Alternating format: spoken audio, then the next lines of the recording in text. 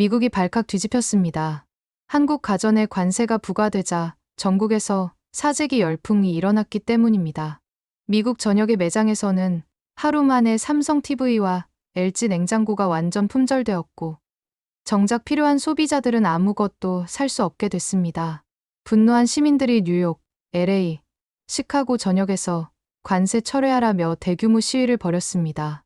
더욱 충격적인 것은 이혼란 뒤에 일본의 치밀한 여론 조작과 관료 매수가 숨어 있었다는 겁니다. 이 진실이 폭로되자 한국을 견제하던 미국 정부 관계자들조차 대한민국 없이는 미국 가전의 미래가 없다며 완전히 입장을 바꿔 워싱턴을 경악하게 했습니다. 지금부터 당신을 뒤흔들 이야기 시작합니다.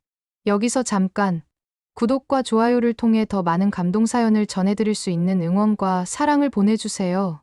안녕하세요. 저는 마이클 톰슨입니다. 미국 재무부 관세정책국 국장으로 일하고 있죠. 하버드 케네디 스쿨에서 공공정책을 전공했고, 지난 26년간 미국의 관세정책을 설계하고 집행하는 일을 해왔어요. 미국에 들어오는 모든 수입품의 관세율을 결정하는 것이 제 업무입니다. 그런데 최근 들어 정말 예상치 못한 일이 벌어지기 시작했습니다. 어느 날 아침 일찍 급작스럽게 울린 긴급 호출 알림에 잠에서 깨어났어요. 휴대폰 화면에는 코드 옐로우 즉시 출동이라는 메시지가 떠 있었습니다. 26년 경력 중 이런 긴급 상황은 몇 번 되지 않았어요. 1시간 후 워싱턴 DC 재무부 본부 지하 1층 위기관리실에 도착했을 때 이미 모든 부서장들이 긴급 회의를 하고 있었습니다. 거대한 스크린에는 전국 매장 현황이 실시간으로 업데이터되고 있었어요. 국장님, 큰일 났습니다. 부국장 데이비드 리가 급하게 보고했어요. 한국 가전에 부과한 25% 긴급 관세가 예상과 정반대 결과를 낳고 있습니다. 무슨 말입니까? 판매가 줄어들어야 정상 아닌가요? 그게 아니에요. 오히려 전국에서 한국 제품 사재기 열풍이 일어나고 있습니다. 스크린을 보니 정말 믿기 어려운 상황이 펼쳐지고 있었어요. 베스트바이 전국 매장 현황, 삼성 대형 QLED TV 재고영 완전 품절, LG 스마트 냉장고 대기자 수천 명, 삼성 세탁기 예약 주문 몇 주 대기, 아마존 실시간 상황, 한국 가전 주물량 전일 대비 300% 이상 급증, 배송 지연 평균 몇 주 대기, 고객 문의 언제 재입고되나요? 폭주. 더 충격적인 건 가격이었어요. 관세 25%가 부과되어 가격이 크게 올랐는데도 오히려 더 많이 팔리고 있었습니다. 삼성 대형 QLED TV 관세 부과 후 25% 인상, 판매량 280% 증가 LG 스마트 냉장고 관세 부과 후 25% 인상 판매량 320% 증가. 이해가 안 됩니다. 가격이 오르면 수요가 줄어들어야 하는데. 마케팅 분석팀장 사라 존슨이 추가 보고를 했어요. 국장님, 더 이상한 건 소비자 반응입니다. 비싸져도 한국 제품만 산다는 댓글이 폭증하고 있어요. 실제 온라인 댓글들을 보니 정말 놀라웠어요. 관세 올라도 삼성 TV만 믿고 산다. LG 냉장고 10몇 년째 쓰는데 한 번도 고장 안 났어. 일본이나 독일 제품보다 한국산이 훨씬 좋아. 가격 올라도 품질은 못 속여. 한국 가전이 최고. 점심시간에 집에 전화를 걸었습니다. 19살 아들 데이빗이 받았어요. 아빠, 오늘 기숙사에서 완전 난리가 났어. 왜? 무슨 일인데? 룸메이트가 새 TV 사려고 했는데 삼성 제품이 다 품절이래. 그래서 다른 브랜드 보니까 다들 그냥 삼성 올 때까지 기다리자고 하더라고. 정말. 가격도 많이 올랐는데. 그래도 한국 제품이 좋다고 하더라. 우리 기숙사 TV도 LG인데 몇 년째 쓰는데 완전 만족이야. 친구들도 다 부러워해. 아들의 말을 들으며 더욱 혼란스러웠어요. 관세를 올려서 한국 제품의 경쟁력을 떨어뜨리려고 했는데 오히려 더 인기가 많아진 거였습니다. 그날 저녁 아내 제니퍼와 함께 뉴스를 봤습니다. 모든 방송사가 이 현상을 보도하고 있었어요. 여보, 이거 정말 이상하지 않아? 제니퍼가 물었어요. 가격이 올랐는데 더 많이 팔린다니. 저도 26년간 관세 업무를 해오면서 이런 현상은 처음 봤어요. 경제학 이론으로는 설명이 안 되는 상황이었습니다. 자기야, 우리 집 가전제품들 생각해봐. 삼성 TV, LG 냉장고, 삼성 세탁기. 모두 몇 년째 쓰고 있는데 한 번도 문제 없잖아. 맞아요. 우리 집 삼성 대형 TV와 LG 양문형 냉장고 모두 몇 년째 사용 중인데 정말 만족스러웠어요. 하지만 제 마음 한편에는 과거의 기억이 떠올랐습니다. 몇 년 전 한미 무역협상 과정에서 만난 한국통상구섭본부 관계자들의 일방적이고 융통성 없는 태도, 합의된 내용을 번복하려 했던 모습들. 한국 제품이 좋을 수는 있지만 한국 정부나 기업들의 태도는 여전히 의심스러워. 하지만 관세정책국 국장으로서 객관적인 데이터를 분석해야 했어요. 개인적 감정보다는 사실이 중요했거든요. 내일부터 본격적인 조사에 들어가야겠다고 다짐했습니다. 도대체 왜 미국 소비자들이 가격이 올라도 한국 제품만 고집하는 건지 말이에요. 다음 날 아침 일찍 사무실에 도착해서 본격적인 조사에 들어갔습니다. 먼저 온라인 여론부터 분석해봤어요. 소셜미디어 모니터링 결과는 정말 놀라웠습니다.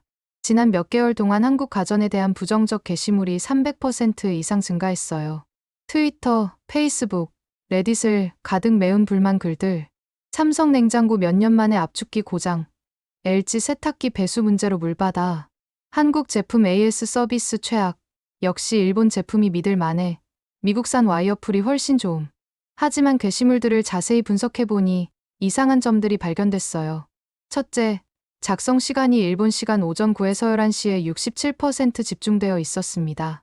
둘째, 문체 분석 결과 상당수가 동일한 패턴을 보였어요. 셋째, 구체적인 모델명이나 구매 증빙은 전혀 없었습니다. 이상하네. 마이클은 혼자 중얼거렸어요. 더 깊이 파고들어 보니 더욱 의심스러운 패턴이 드러났습니다. 계정 생성일을 추적해보니 부정적 댓글을 단 계정의 73%가 최근 몇 개월 내에 만들어진 것들이었어요. 그리고 이들의 활동을 보니 한국 가전 관련 불만 외에는 다른 게시물이 거의 없었습니다. 점심시간에 아들 데이빗에게 전화를 걸었어요. 데이빗아, 내 친구들 중에 한국 가전 쓰는 애들 많아? 응, 꽤 많아. 특히 기숙사에서는 삼성 TV랑 LG 냉장고가 거의 표준이야. 왜? 혹시 최근에 고장 났다거나 불만 표시하는 친구들 있어? 전혀. 오히려 다들 만족해. 특히 삼성 TV는 게임할 때 딜레이도 없고 화질도 좋아서 게이머들 사이에서 인기야. 아들의 대답과 온라인 여론 사이의 괴리가 너무 컸어요. 오후에는 더욱 충격적인 사실을 발견했습니다. IP 주소 추적 결과 부정적 댓글의 상당수가 특정 지역에서 올라온 것이었어요. 일본 도쿄 시부야구 43.2%, 일본 오사카 23.7%, 일본 요코하마 18.6%. 그 중에서도 도쿄 시부야구의 한 오피스 빌딩에서 나온 댓글이 전체의 24%를 차지했습니다. 마이클은 그 건물의 입주 업체를 조회해봤어요. 23층 소니 글로벌 마케팅 본부, 24층 파나소닉 북미 전략팀, 25층 도시바 디지털 솔루션즈. 설마. 마이클의 등에서 식은땀이 흘렀어요. 더 조사해보니 더욱 체계적인 패턴이 드러났습니다. 같은 시간대에 올라온 댓글들이 거의 동일한 논조를 보였어요. 마치 미리 작성된 스크립트를 바탕으로 한 것 같았습니다. 한국 제품은 처음엔 좋아 보이지만 시간이 지나면 문제가 생긴다. 일본 제품이 더 안정적이고 오래간다. 미국 소비자들이 현명한 선택을 해야 한다. 부국장 데이빗에게 분석 결과를 보여줬어요. 데이빗, 이것 좀 봐.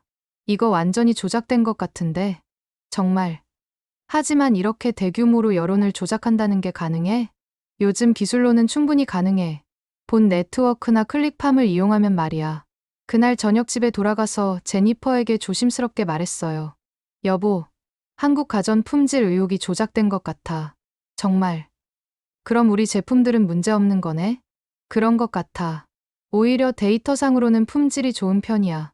하지만 마이클은 여전히 확신이 서지 않았어요. 몇 년 전 한국과의 협상 경험이 머릿속에서 떠나지 않았거든요. 한국 기업들이 겉으로는 그럴듯해 보이지만 속을 들여다보면 다를 수도 있지 않을까? 완전한 확신을 위해서는 더 깊이 파고들어야 했습니다. 다음 날부터 마이클은 더욱 체계적인 조사에 들어갔습니다. 여론 조작 의혹을 뒷받침할 구체적인 증거를 찾아야 했어요. 먼저 요즘 정치나 기업 이미지 관리를 전문으로 하는 회사들을 조사했습니다. 최근 몇 년 사이 이런 업체들이 정말 많이 생겼거든요. 그 중에서 눈에 띈 곳이 퍼시픽 인플루언스 네트워크라는 회사였어요.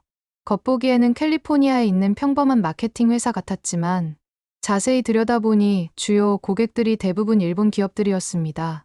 이 회사에서 하는 일을 보고 정말 깜짝 놀랐어요. 소셜미디어에서 여론을 조작하는 일에만 한 달에 50만 달러를 받고 있었습니다. 가짜 계정을 만들어서 운영하는 일에는 30만 달러, 유명한 인플루언서들을 돈으로 매수하는 일에는 40만 달러, 그리고 구글에서 검색했을 때 나쁜 기사들이 먼저 나오도록 조작하는 일에는 25만 달러를 받고 있었어요.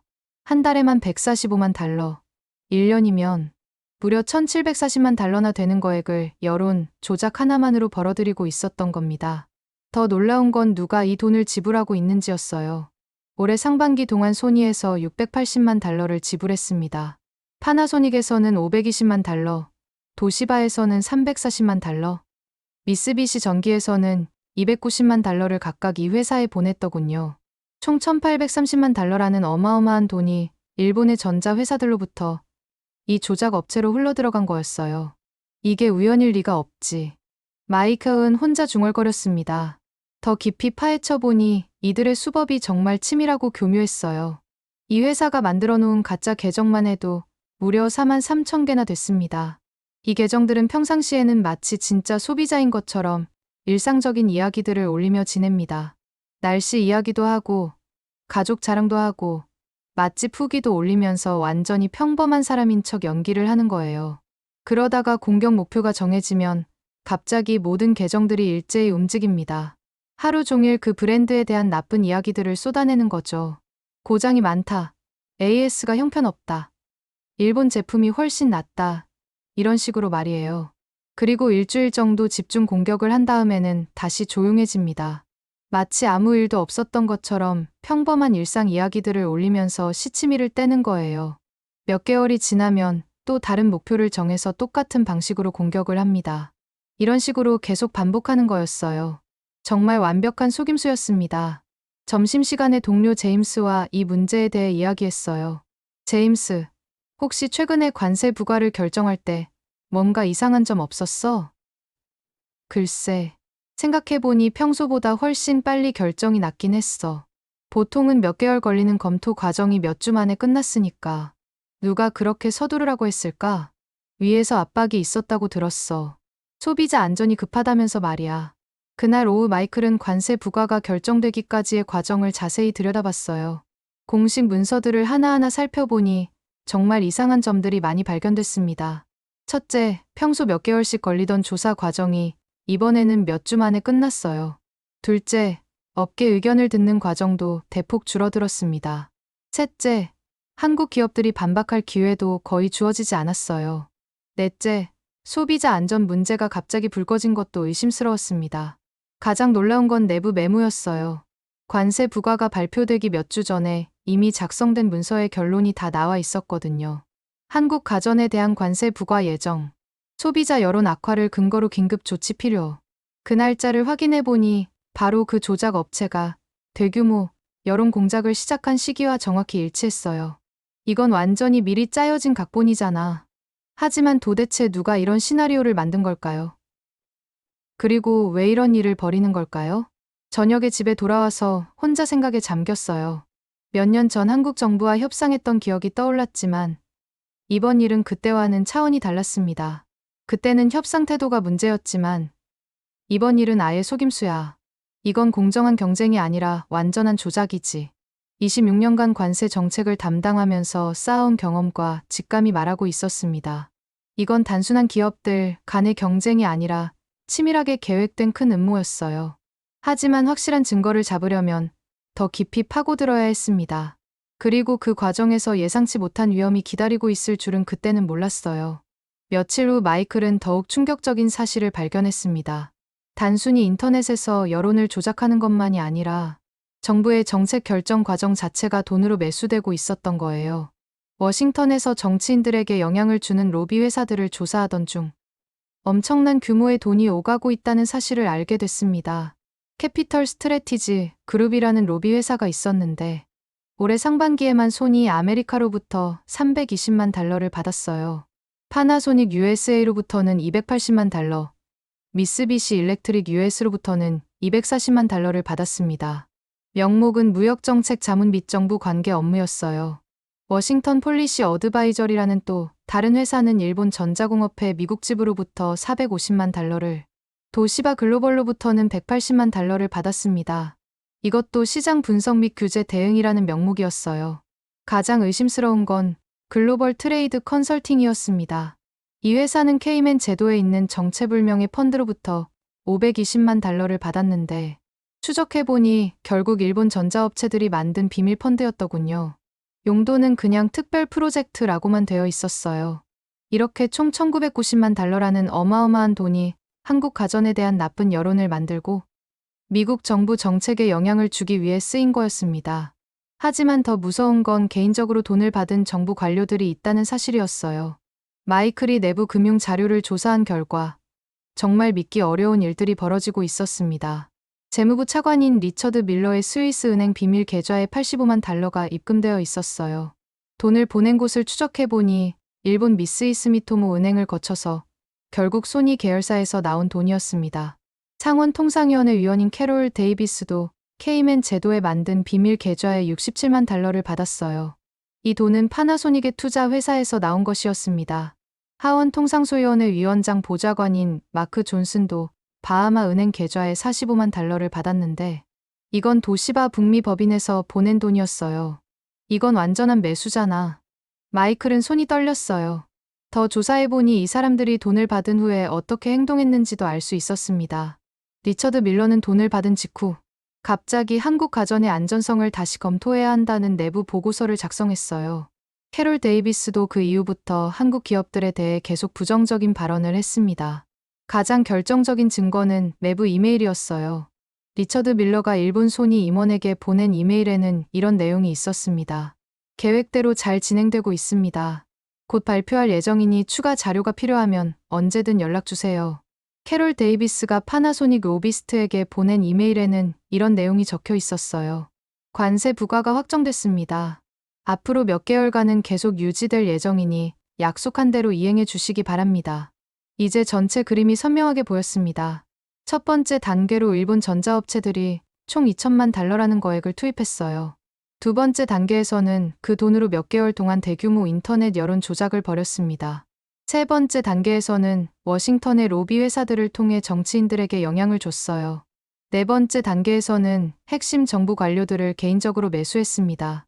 마지막 다섯 번째 단계에서 관세를 부과해서 한국 가전의 경쟁력을 떨어뜨리려고 했던 거예요.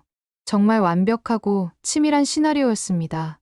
하지만 마이클이 이런 사실들을 파헤치고 있다는 것을 그들도 눈치채고 있었어요. 그날 오후 갑자기 재무부 장관이 마이클의 사무실로 찾아왔습니다. 톰슨, 다른 업무로 옮겨야겠어. 갑자기 왜요? 관세 정책 검토가 중요한 단계에 와 있는데요. 위에서 내려온 지시야. 한국 가전거는 이미 결론이 났으니 더 이상 조사할 필요가 없다는 거야. 하지만 장관님, 저는 정말 중요한 증거들을 발견했습니다. 톰슨, 장관의 목소리가 갑자기 날카로워졌어요. 이건 명령이야. 내일부터 농산물 관세팀으로 배정이 바뀐다. 완전한 좌천이었어요. 마이클이 더 이상 조사를 계속하지 못하게 하려는 거였습니다. 그날 밤 집에 돌아와서 아내 제니퍼에게 상황을 설명했어요. 여보, 나는 지금 정말 큰 음모에 휘말린 것 같아. 무슨 음모? 일본이 한국을 무너뜨리기 위해 2천만 달러라는 거액을 써가며 여론을 조작하고 있어. 그런데 우리나라 정부 관료들까지 돈으로 매수했더라고. 제니퍼의 얼굴이 창백해졌어요. 그럼 당신이 위험한 거 아니야? 아직은 괜찮지만 조심해야 할 것 같아. 하지만 마이클은 포기할 수 없었어요. 26년간 정직하게 관세 정책을 담당하면서 쌓아온 신념과 원칙이 있었거든요. 공정한 경쟁과 진실을 지키는 것 말이에요. 한국 가전의 진짜 품질이 어떤지 직접 눈으로 확인해야 했습니다. 그래야 확신을 가지고 이 거대한 음모를 세상에 폭로할 수 있을 테니까요. 한국으로 가야 했습니다. 일주일 후 마이클은 회사에 병가를 내고 개인 자격으로 한국행 비행기에 몸을 맡겼습니다. 삼성과 LG의 초청으로 기술 세미나 참석이라는 명목이었어요. 14시간의 긴 비행 끝에 인천공항에 도착했을 때 삼성전자 미국 법인 출신인 김민준 이사가 마중 나와 있었습니다. 톰슨 박사님, 먼 길 오시느라 고생하셨습니다. 이렇게 초청해 주셔서 감사합니다. 솔직히 말씀드리면 의구심을 가지고 왔어요. 김 이사가 미소를 지었어요. 당연하죠. 내일부터 보시게 될 것들이 그 의구심을 풀어드릴 겁니다. 다음 날 오전 수원 삼성 디지털시티를 방문했습니다. 건물 규모부터 압도적이었어요. 축구장 23개를 합친 크기의 연구개발센터였습니다. 이 건물에서 연간 몇 개의 특허가 나오나요? 작년 기준 4,247개입니다. 하루 평균 11.6개씩 새로운 기술이 탄생하죠. 로비에 들어서자 벽면을 가득 채운 거대한 OLED 디스플레이가 눈에 들어왔어요. 화질이 정말 놀라웠습니다. 이 디스플레이도 삼성에서 만든 건가요? 네. 최신 QD-OLED 기술입니다. 전 세계 OLED 패널의 84.3%를 저희가 공급하고 있어요. 84.3%. 압도적인 시장 점유율이었어요. 엘리베이터를 타고 32층 AI 가전 연구실로 올라갔습니다. 거기서 만난 이재훈 수석연구원이 직접 시연을 보여줬어요. 이게 저희 최신 AI 냉장고입니다. 냉장고 문을 열자 내부 카메라가 식재료를 스캔하기 시작했어요. 2.7초 만에 모든 식재료를 인식하고 유통기한까지 계산해서 휴대폰으로 알림을 보냈습니다. 와, 이 정도 기술이면 미국에서도 없는 수준인데요. 저희는 이미 3년 전부터 이 기술을 상용화했습니다. 현재 북미 시장에서 AI 냉장고 점유율 67%를 차지하고 있어요. 다음으로 본 건 AI DDAI Direct Drive 세탁기였어요. 이 세탁기는 옷감을 자동으로 인식해서 최적의 세탁 패턴을 설정합니다. 실제로 면 셔츠와 울 스웨터를 함께 넣었는데 세탁기가 각각 다른 방식으로 세탁하더군요. 면 셔츠는 강한 모드로, 울 스웨터는 부드러운 모드로. 어떻게 이런 게 가능하죠? 18년간 축적된 세탁 데이터 2,340만 건과 AI 알고리즘이 결합된 결과입니다. 점심시간에 이재훈 연구원과 대화를 나눴습니다. 연구원님, 미국에서는 삼성 제품에 대한 부정적 여론이 많은데 실제로는 어떤가요? 정말 안타까워요. 저희 기술력은 객관적 지표로 검증되고 있거든요. 예를 들어 JD-POWR 가전 만족도 조사기관에서 3년 연속 가전 만족도 1위를 받았어요. 그럼 인터넷의 나쁜 의견들은? 대부분 사실과 다릅니다. 저희 고객센터로 들어오는 실제 불만은 0.02% 수준이에요. 0.02%. 거의 완벽에 가까운 수치였어요. 오후에는 LG전자 창원 공장을 방문했습니다. 세탁기와 건조기를 만드는 곳이었어요. 공장에 들어서자 마치 미래 영화 속 장면 같았습니다. 로봇들이 조용히 움직이며 정밀하게 부품을 조립하고 있었어요. 사람은 거의 보이지 않았고 모든 게 자동으로 돌아가고 있었습니다. 이 공장에서 하루에 몇 대나 만드나요? 생산팀장 박성우 상무가 대답했어요. 세탁기 1200대, 건조기 800대입니다. 1년이면 60만 대 규모죠. 혹시 불량품은 얼마나 나오나요? 0.001%입니다. 믿을 수 없는 수치였어요. 10만 대 중에서 고작 1대만 불량품이 나온다는 뜻이었습니다. 이는 도요타 자동차를 만들 때의 불량률과 같은 수준입니다. 품질관리실에서 더욱 놀라운 걸 봤어요. 모든 제품이 134가지나 되는 까다로운 검사를 거치고 있었습니다. 24시간 동안 계속 돌려보는 진동 테스트, 도서관만큼 조용한 40데시벨 이하로 맞추는 소음 테스트, 15년 동안 사용하는 환경을 그대로 재현하는 내구성 테스트, 그리고 미국 UL 기준보다도 30%더 엄격한 안전 테스트까지. 이 정도면 미국 소비자들도 충분히 만족할 만하겠네요. 실제로 북미로 수출하는 제품의 반품률은 0.008%입니다. 업계 평균인 0.3%의 40분의 1 수준이에요. 저녁에는 LG의 협력업체인 동진세미캠을 방문했습니다. 세탁기 모터를 만드는 회사였어요. 60대 중반의 이창수 대표가 직접 마중 나와서 설명해줬습니다. 저희는 LG와 27년째 함께 일하고 있습니다. 그동안 한 번도 품질 문제로 클레임을 받은 적이 없어요. 27년이나요? 정말 오래되셨네요. 네. 처음에는 정말 작은 부품만 만들었는데 지금은 세탁기의 심장이라고 할 수 있는 모터를 담당하고 있습니다. 이 대표가 모터 하나를 손에 들고 보여줬어요. 이 모터 하나 만드는데 32단계의 복잡한 과정이 필요합니다. 어느 하나라도 잘못되면 전체가 망가져요. 그런데 어떻게 불량률이 0.001%라는 놀라운 수치가 가능한가요? 정성입니다. 이 대표의 눈빛이 진지해졌어요. 저희는 각 모터마다 고유번호를 매기고 누가 만들었는지도 기록해요. 마치 내 자식을 키우는 것 같은 마음으로 만들거든요. 그 말을 듣고 마이클은 깊은 감동을 받았어요. 단순히 돈을 벌기 위한 게 아니라 정말 좋은 제품을 만들려는 장인의 마음이 느껴졌거든요. 미국이나 일본에서는 이런 정성으로 만들 수 없나요? 기술적으로는 가능하겠지만 이런 마음으로 만들기는 어려울 거예요. 저희에게는 이 일이 단순한 사업이 아니라 자랑스러운 일이거든요. 그날 밤 호텔에서 하루 종일 본 것들을 정리했어요. 미국에서 들었던 나쁜 소문들과 실제 현실 사이의 차이가 너무 컸습니다. AI 기술, 품질 관리, 장인 정신. 모든 면에서 한국 가전이 정말 세계 최고 수준이었어요. 인터넷의 나쁜 여론이 완전히 조작된 게 확실하다. 이제 확신이 들었습니다. 미국으로 돌아가서 이 진실을 반드시 세상에 알려야겠다고 다짐했어요. 다음 날 아침, 마이클은 경기도 안산에 있는 작은 부품업체를 방문했습니다. 대한정밀이라는 회사로 삼성과 LG 세탁기에 들어가는 특수 센서를 만드는 곳이었어요. 공장 입구에서 만난 건 70대 초반으로 보이는 박기술 회장이었습니다.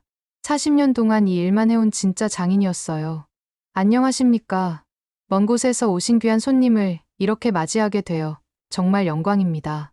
박 회장은 옷차림은 소박했지만 눈빛에서는 깊은 자부심과 정성이 느껴졌어요.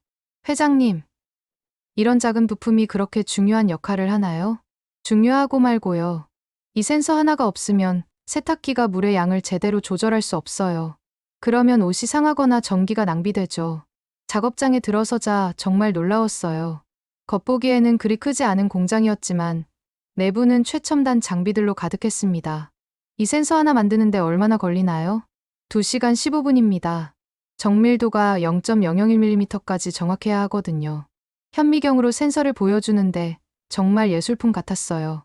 머리카락보다 훨씬 얇은 선들이 아주 정교하게 배열되어 있었습니다.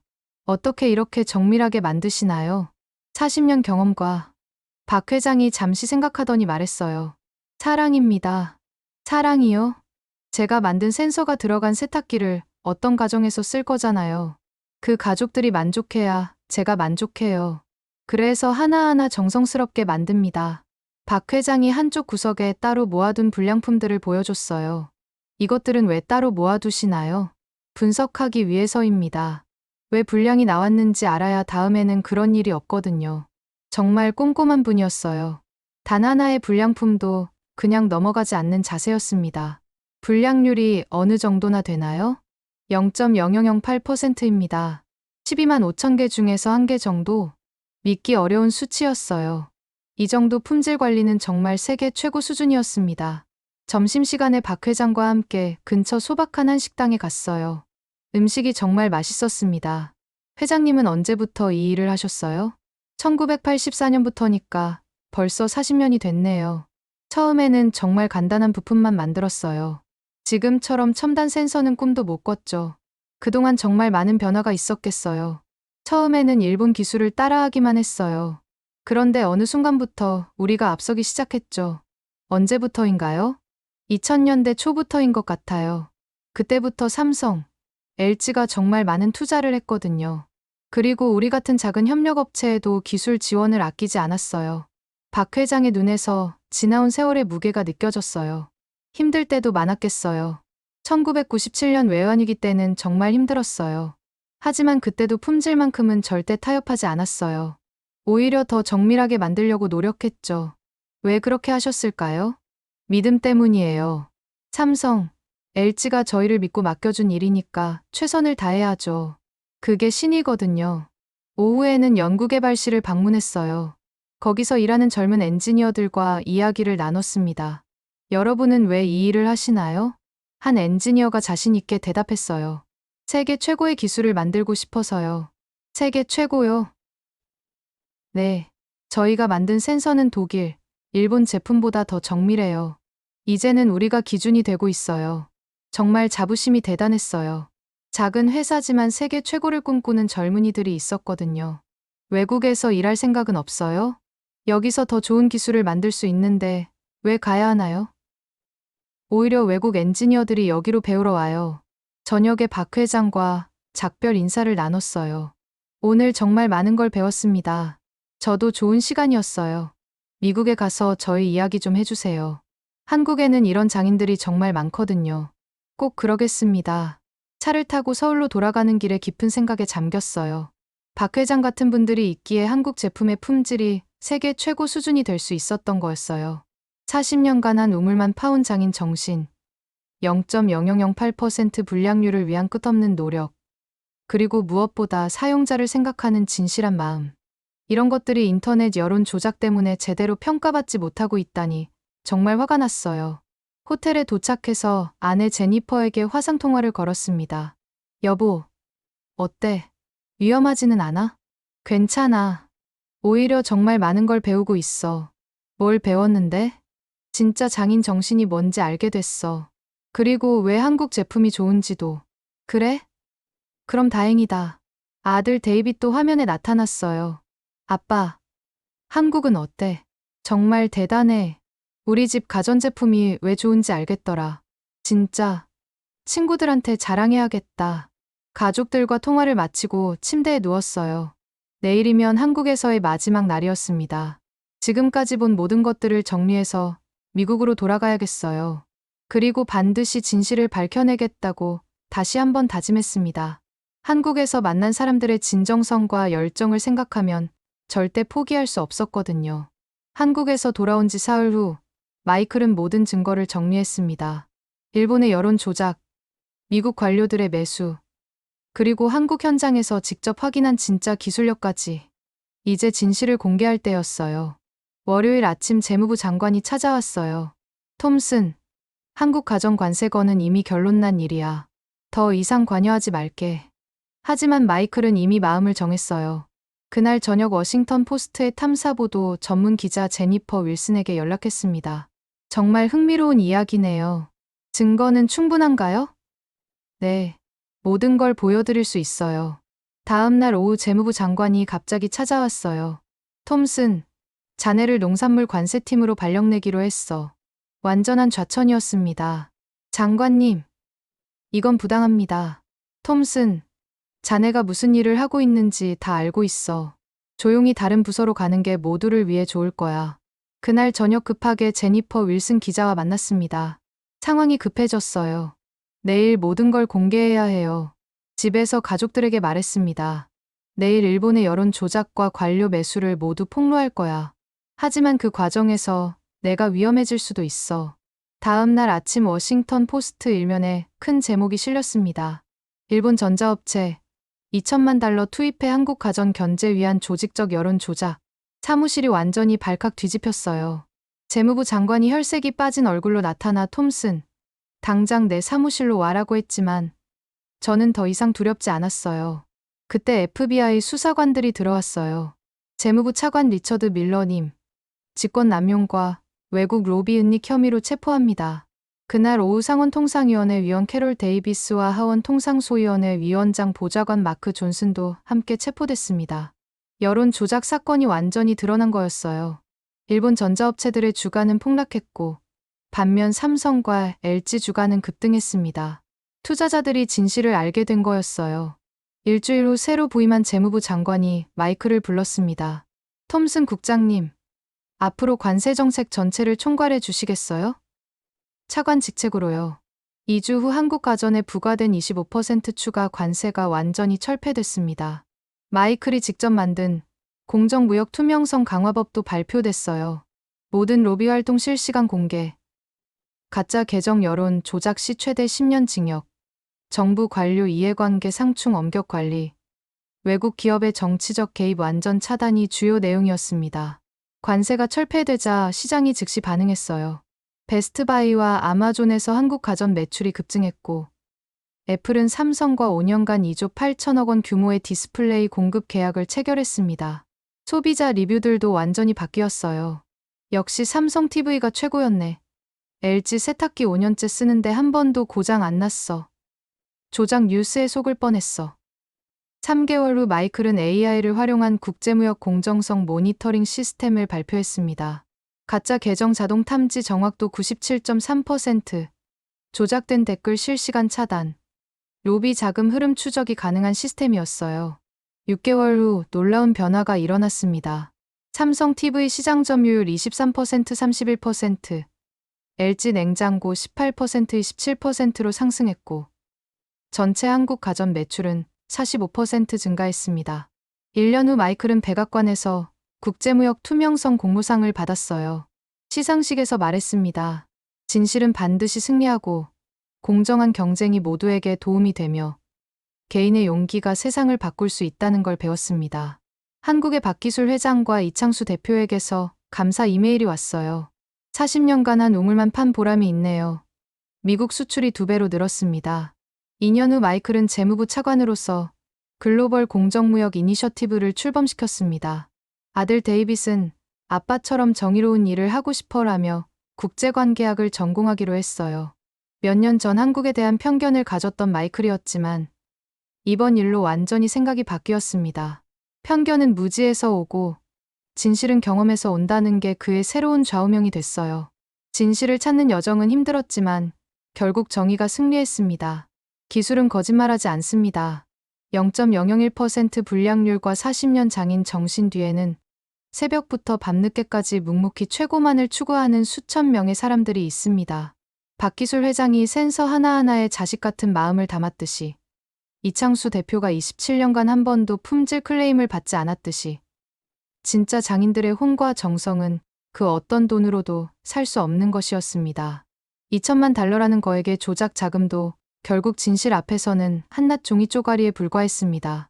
가짜는 아무리 그럴듯해 보여도 진짜를 이길 수 없습니다. 음모는 드러났고 정의는 승리했습니다. 정직함은 최고의 경쟁력이다. 진실은 1000개의 거짓말보다 강하다.